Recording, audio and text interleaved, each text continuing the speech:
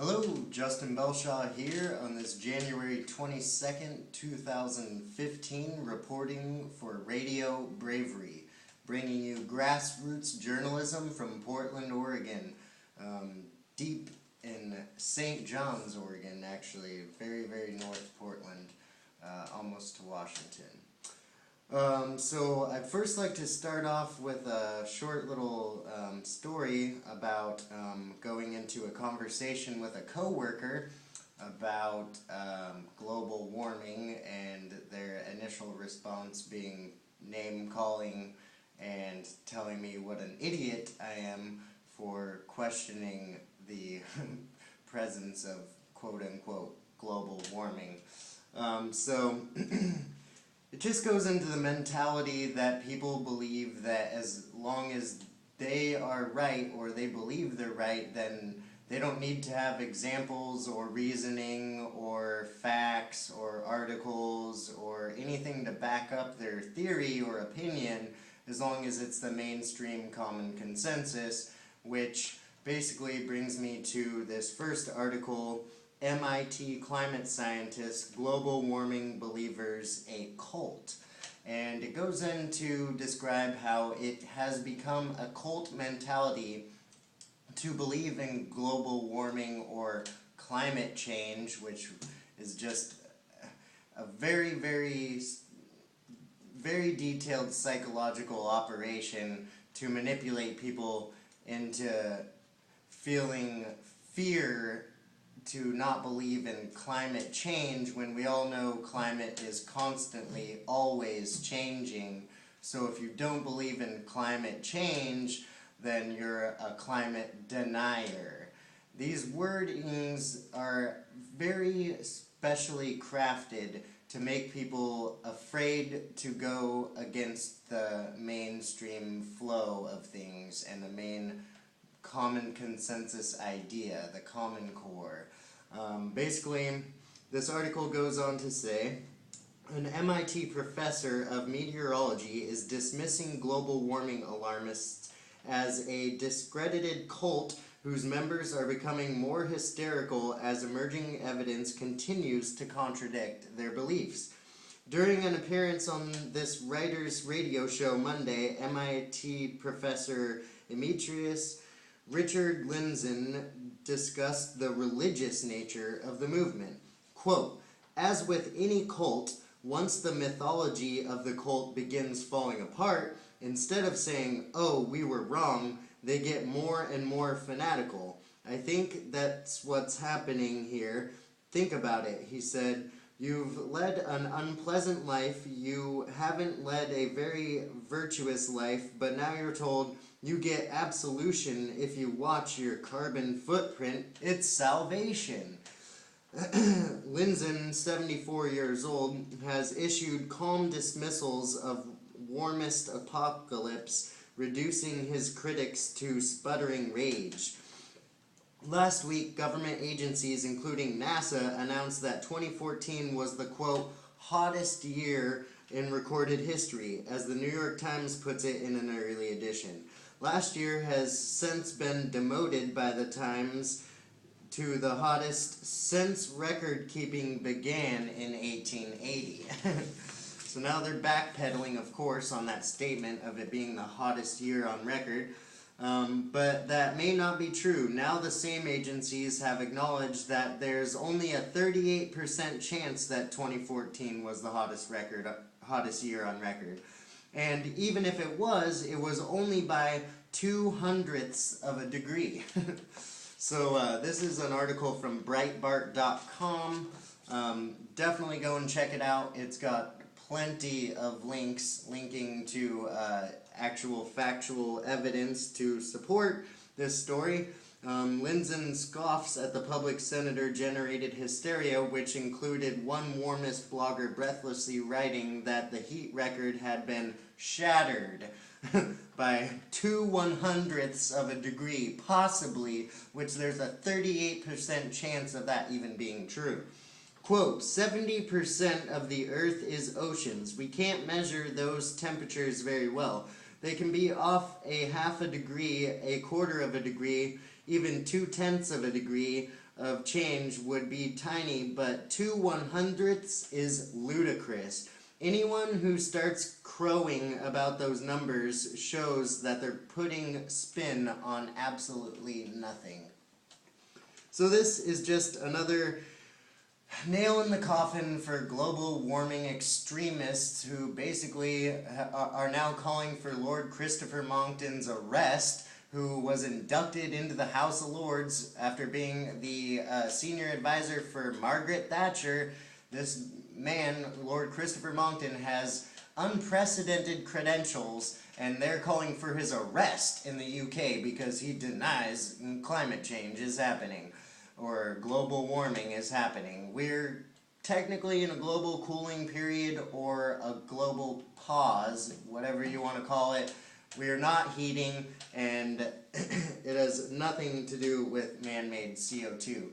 So just go and do your own research. There's a great documentary called Global Warming or Global Governance. Basically breaks down all the graphs, the hockey stick graph, the Al Gore lies. You can also look up that the Al Gore documentary, An Inconvenient Truth, is banned in schools in the UK, banned in public schools because there are so many lies that have been proven to be factually unprecedented lies. So Al Gore, you are a liar.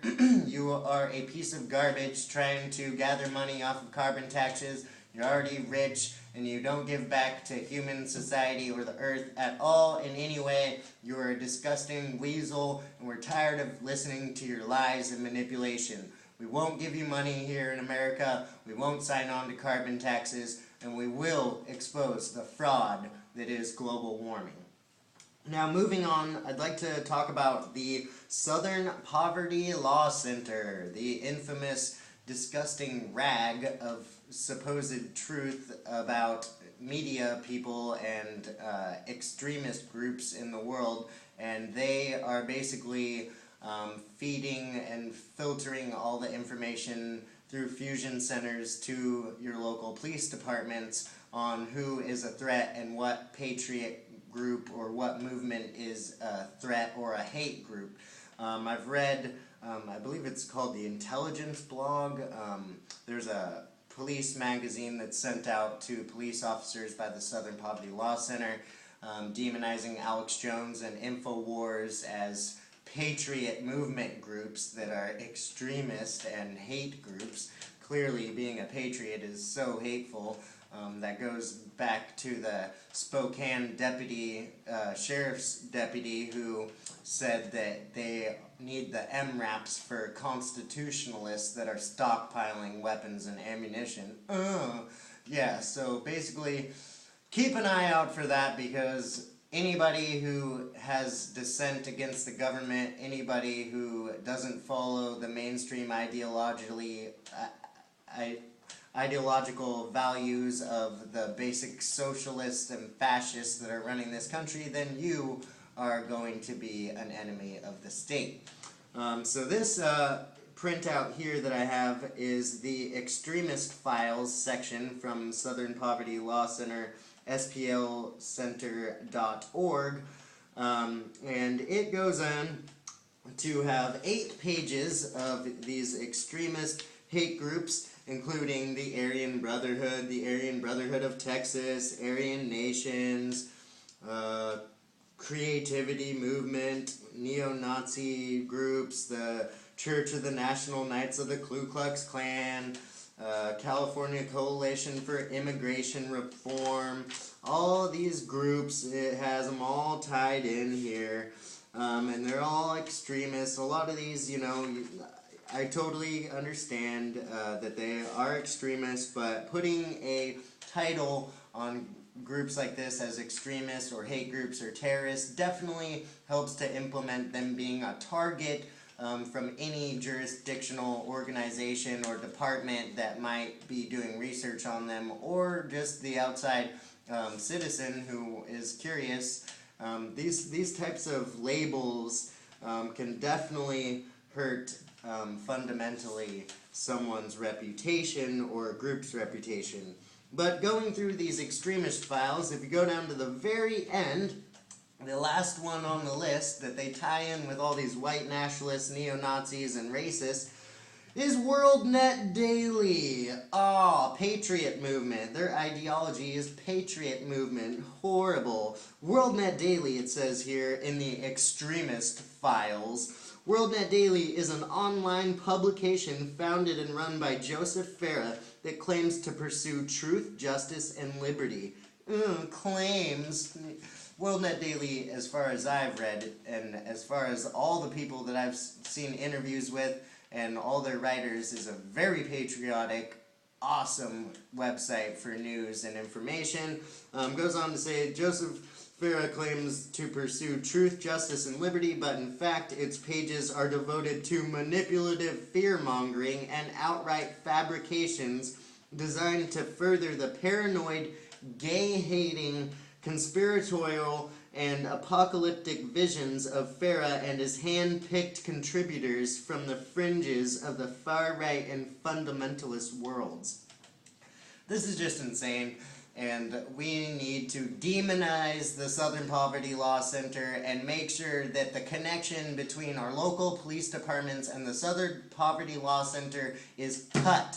We do not need this private company that gets federal funding and pushes the Obama agenda. Whatever the Obama White House wants, SPLC just pushes it. And we need to cut this pipeline from the SPLC to our local law enforcement agencies now. Because this is outrageous that they can demonize and label people like Joseph Farah and WorldNet Daily as gay-hating, conspiratorial, paranoid. Come on. These are attacks on this person's character, on his professionalism. This is borderline lawsuit worthy, and we need to keep an eye on this. They also have a whole extremist file on Alex Jones, of course. Goes on to say here, Alex Jones is almost certainly the most prolific conspiracy theorist in a contemporary America. And I will just say in Alex Jones's defense, from being a 9 or 10 year listener now, that Alex Jones is not a conspiracy theorist. Alex Jones is a journalist and a documentary reporter that goes out personally and sends reporters out to live stream for hours without editing at all or giving any kind of bias other than their own truth bias and liberty bias, because that's what they support, is constitutionalism. So every journalist has like a very slight bias, and that's just basically unavoidable in human nature. The only bias they have is towards liberty. Go to Infowars.com and find your own opinion for yourself. Don't listen to these manipulators at the Southern Poverty Law Center that just want to scare you away from ever going to a real news site where you might actually open your mind up to other possibilities that weren't put in your mind through public school dog training. So going on to this extremist file here on Alex Jones, it says, in terms of the audience he reaches, he also may be the one with the most far-reaching influence in the nation's history.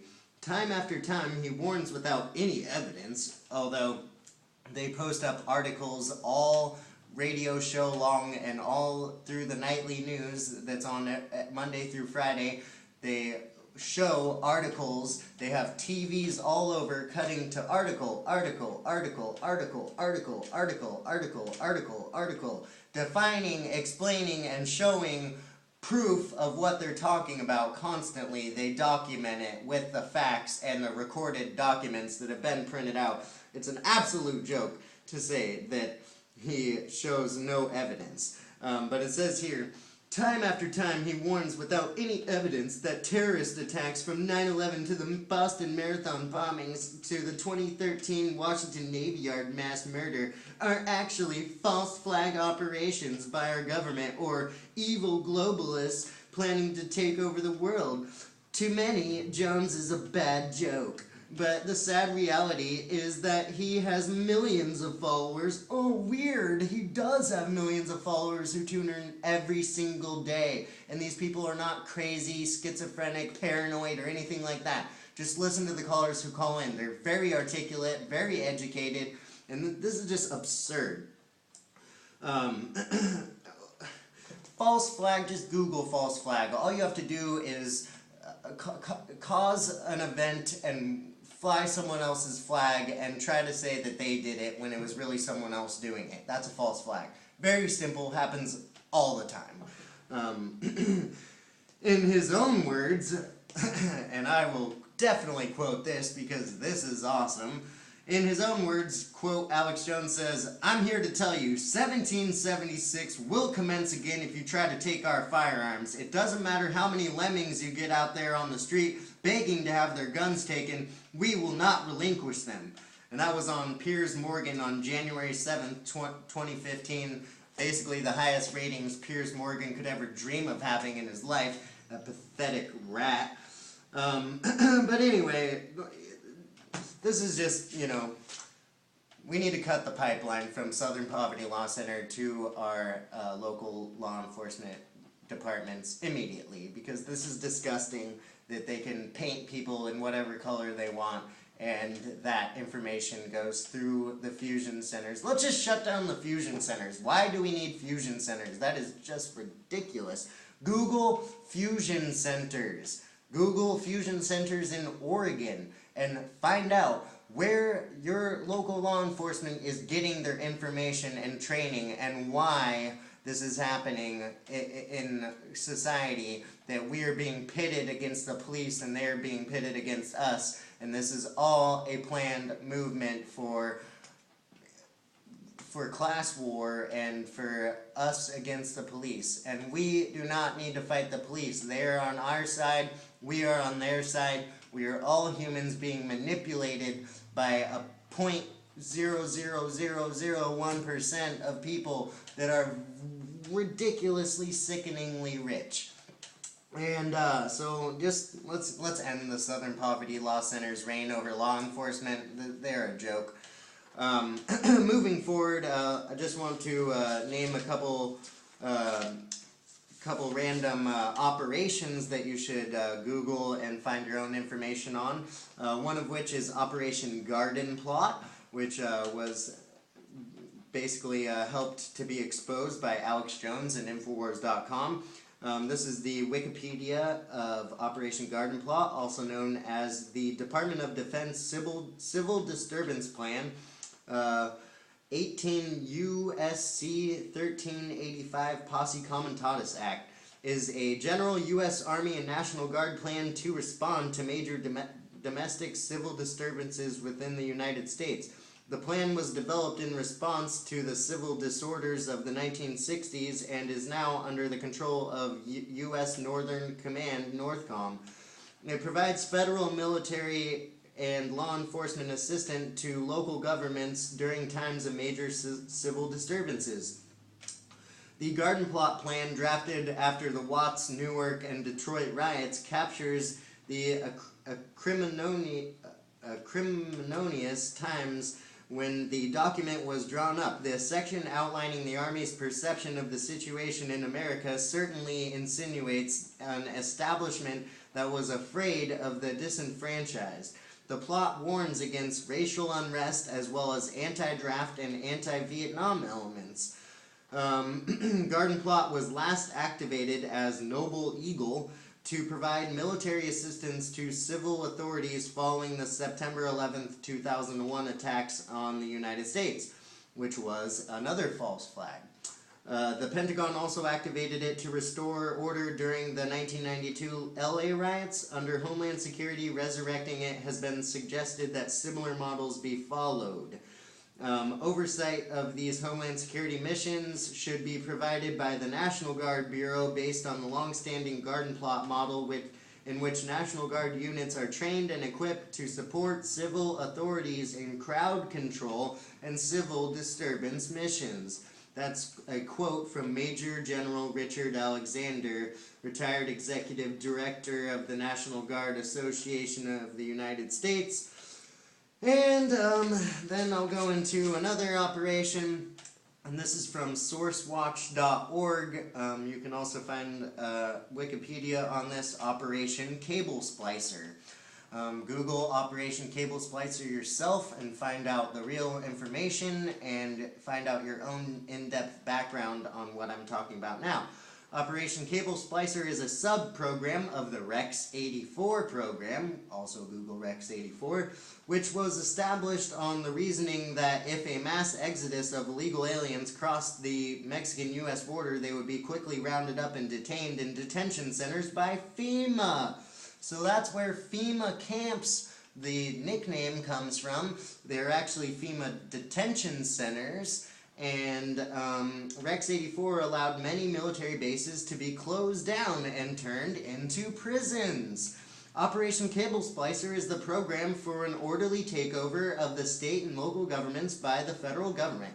FEMA is the executive arm of the coming police state and thus will head up all operations. The presidential executive orders already listed on the Federal Register also are part of the legal framework for this operation. If you go to sourcewatch.org, it has a full page of external links and documents all proving this and backing it up for you. Now, just for another sub-article to tie into the MIT climate scientists saying that global warming believers are now a cult, here's a London Guardian article from theguardian.com entitled, "Earth is 20% darker, experts say. Human activity is making the planet darker as well as warmer, scientists say. They believe levels of sunlight reaching the Earth's surface have declined by up to 20%. And the global dimming effect could have implications for everything from effectiveness of solar power to the growth of plants and trees. And if you Google patents on geoengineering, you will actually find that a lot of experts say that this global dimming and 20% darker Earth, sometimes scientists say up to 30% darker, is actually because of artificial cloud cover that's being sprayed by additives to our jet fuel. And this is happening in patents all over. You can just Google patents on geoengineering, fuel, plane fuel additives, airline fuel additives, patents on all of it, including barium, aluminum, sulfur dioxide, all kinds of different things.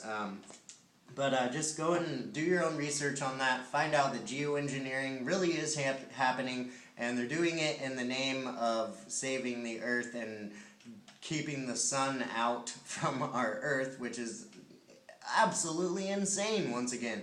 We need sun, plants need sun, the Earth needs sun, and they're trying to block it out. Moving forward, the last article I'm going to cover here in this broadcast is 28pages.org, a research for the growing movement to declassify a 28-page finding on foreign government involvement in 9/11. These 28 pages will basically go on to incriminate Saudi Arabia, and it will help to allow the victims of 9/11 and other terror attacks to sue the government of Saudi Arabia for allowing and helping to fund these terrorism movements while they're supposedly one of our allies. Saudi Arabia, you're going down, you're going to hell. Not everyone in Saudi Arabia, but the government and the leadership in Saudi Arabia disgust me. Disgusting. This governmental organization in Saudi Arabia is running child porn rings, running young sex slave rings, and funding terrorism. And they don't want these 28 pages coming out. And everybody needs to go to 28pages.org, sign the petition, get it out, call your congressman, call your senator, call Ron Wyden, call Jeff Merkley, and tell them to sign on to get these 28 pages declassified. The public needs to see this, and we need to know the truth. That's what liberty is all about. That's what this constitutional republic is about, spreading truth, freedom, justice, and liberty. And 28pages.org, Walter Jones, Congressman Walter Jones from North Carolina is heading this up. He is a true patriot, go check out his short interview on the Alex Jones show. I believe it was yesterday, where he talks about these 28 pages and his fight to get them declassified for you and I and the victims family members of 9/11 and the atrocities that were carried out, that were at the very least let to happen, especially by Dick Cheney. Dick Cheney, go to jail right now. Go to prison. You should be federally indicted immediately for making the fighter jets stand down. That's a fact right there. But yeah, go to 28pages.org, support Congressman Walter Jones, support Rand Paul, support Ted Cruz, support people who are actually standing out. I would like to say I would like to see Rand Paul give the money from Monsanto back. I don't think that that's quite a great move, but he's only digging his own political grave there by doing things like that. So Rand Paul, you should definitely not bend over too much, because whether or not you're playing games with the establishment to get in, it puts a bad taste in people's mouth. Monsanto, you are disgusting. This is Justin Belshaw with Radio Bravery. The websites are facebook.com/RadioBraveryNews, twitter.com/RadioBravery, ustream.tv/channels/RadioBraveryNews, and youtube.com/RadioBravery. I appreciate you tuning in today. You are the resistance. Liberty is rising. Again, this is Radio Bravery, and I'm not brave. You are.